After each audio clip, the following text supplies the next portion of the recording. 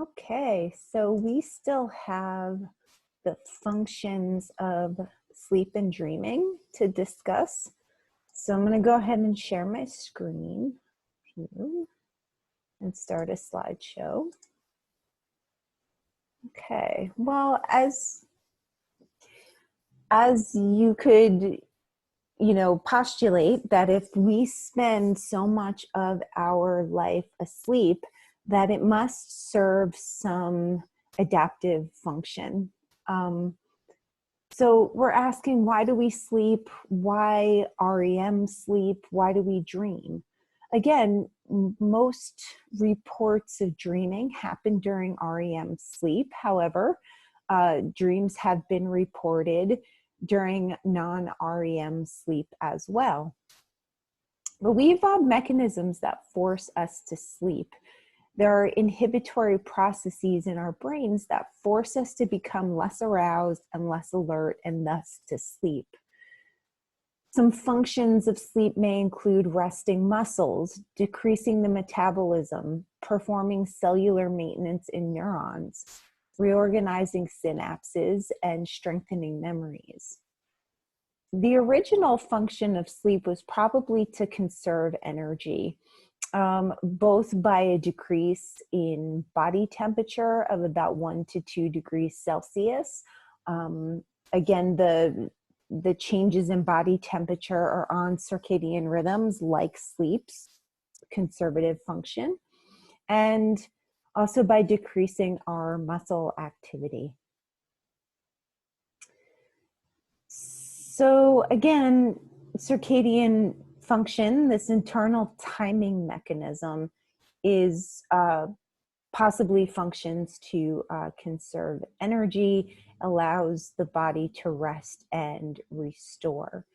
And the restorative hypothesis argues that species with higher metabolic rates typically spend more time in sleep. This is arguable. There is most likely a conservative function for sleep. However, this conservative aspect of sleep has to be balanced with other concerns, such as whether or not the member of a species is predator or prey, for instance. Now, hibernation is a state that's analogous to sleep. There's a decrease in body temperature, heart rate and brain activity drop to almost nothing. Neurons, cell bodies shrink, and dendrites lose almost a fourth of their branches, which are then replaced later when body temperature increases. And when we think about hibernation, we usually think of bear hibernation, which smaller animals such as bats and ground squirrels hibernate as well, just not as extreme as bears do. So it's not for a season. Some animals hibernate for a few hours every few days. Hibernation is going to retard the aging process, and it's also a period of relative invulnerability to infection and to trauma. So if we look at a comparative analysis of sleep, here we have a figure that shows different mammalian species and the hours of day that they spend sleeping. And again, there's less of a relationship between a species' sleep times and activity levels, and there's a higher correlation to vulnerability, right? So who sleeps longer, the predator or the prey, right? Who needs to be alert and who doesn't really have the luxury of this rest and restore function. Now, all mammals and birds sleep. Fish, reptiles, amphibians, and insects also go through periods of inactivity that are similar to sleep. So again, there's an important biological function here for this behavior. So given that all mammals and birds and other species sleep, we know that this is not a uniquely human behavior, right? So there's no relationship between sleep and a higher order cognitive function that's somehow special, right? It's not special. We see this across species. Sleep is also not needed in large amounts. As you can see over here, the giant sloth sleeps 20 hours per day, but then we also have deer and horses that only sleep 2 hours a day. The cow, goat, and elephant, donkey, and sheep are sleeping 3 hours a day. So again, there's not a tight relationship between body size or activity levels and sleep. So yeah, species differences in sleep. And again, the animal sleep habits are influenced by particular aspects of their life, including whether they are predator or prey.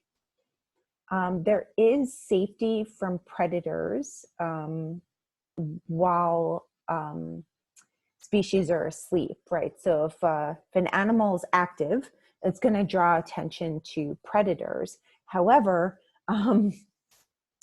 unless there is a safe place to find rest, the animal, not as alert to sensory information in the environment, is going to be more susceptible to predation. So there's a balance here. So predator and prey is going to influence the amount of time spent asleep, and so is how many hours a day that an animal needs to devote looking for food. Right? So it's less about the activity per se, but they need to forage enough to be able to sustain themselves. So there's a couple other hypotheses that seek to explain sleep function aside from the restorative hypothesis that again claims that sleep is to conserve energy. The adaptive hypothesis argues that the amount of sleep depends on the availability of food and on safety considerations, right? So the adaptive hypothesis is to protect the organism. Again, sleep evolved to protect us from dangers of the night. The less rambunctious an animal is and hidden away, the less vulnerable they are to predation. They can hide. However, animals are also vulnerable when they're asleep without shelter. And animals like cattle, those who need to spend hours feeding, sleep very little. And here's another figure of the amount of time that different species spend sleeping. Okay. It's also argued that sleep might help the brain cleanse itself of toxins. It's quite possible that another function of sleep is the formation of synapses and neural reorganization. We see performance deficits if individuals haven't gotten enough sleep. In deprivation studies, intentionally depriving individuals of sleep, we see participants actually learn less and perform not as well on tasks the next day.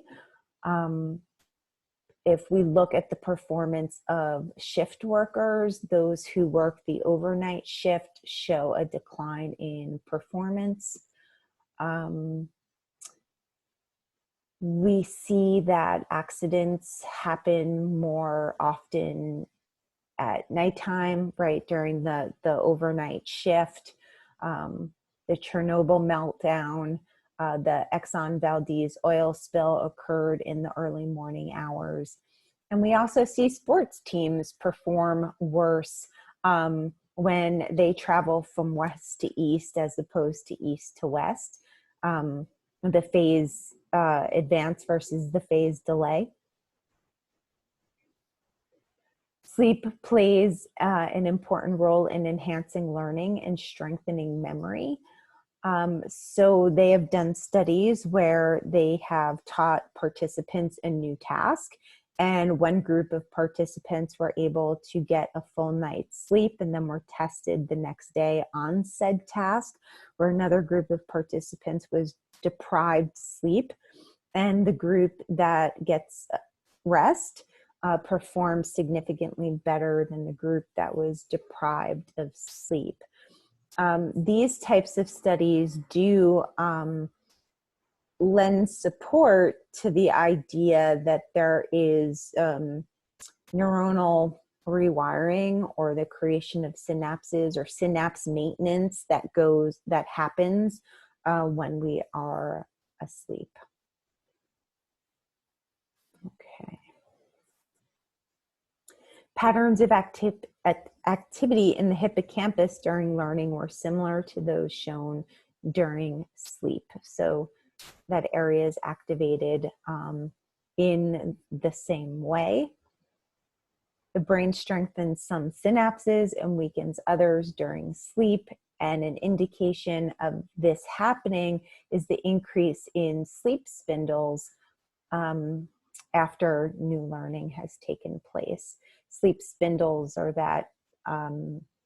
the types of brain waves that we see in stage 2 sleep. Now, the amount of REM sleep, 1/3 of their life, of a human's life, is spent asleep, and about 1/5 is spent in REM. Now, remember, the sleep cycle is approximately 90 minutes. And as we move further into the night, REM sleep gets longer. But species vary in the amount of time they spend in REM sleep. Cats spend up to 16 hours a day sleeping, with lots of that time in REM sleep. Percentage of REM sleep is positively correlated with the total amount of sleep in most mammals.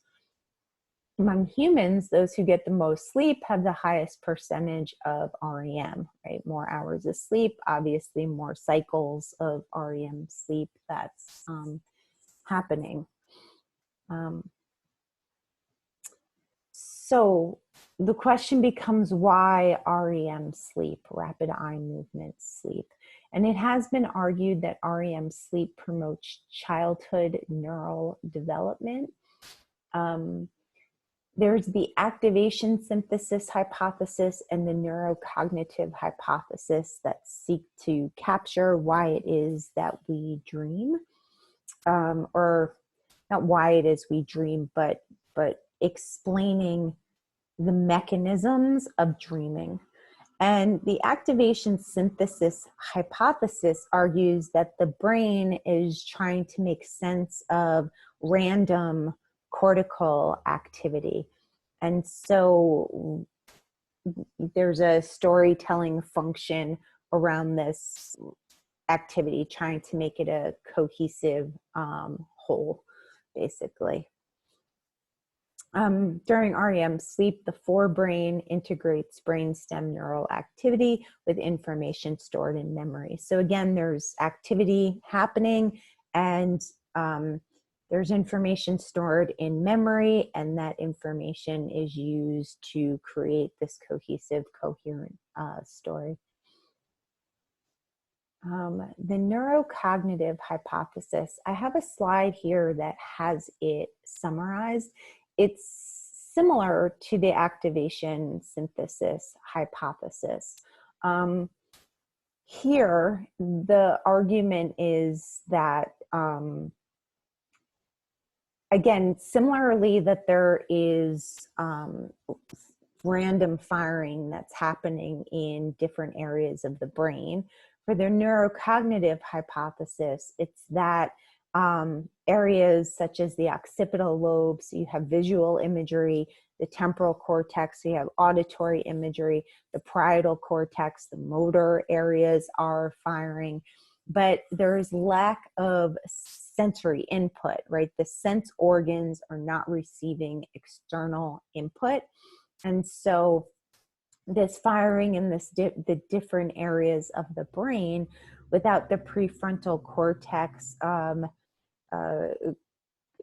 creating criticisms of this input creates these hallucinatory perceptions. Again, there's motor cortex activity, but yet the body is not able to move given the activation in the pons. Then the random activation in the occipital and the temporal cortex are allowing for these vivid hallucinations. If you want to go deeper into the neurocognitive hypothesis, I have put some slides up here for you.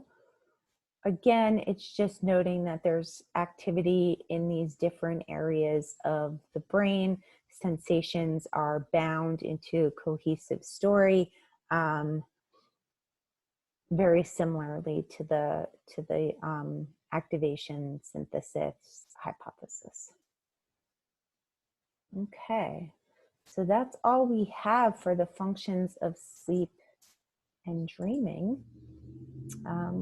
Okay, well, hope to see you soon. Take care.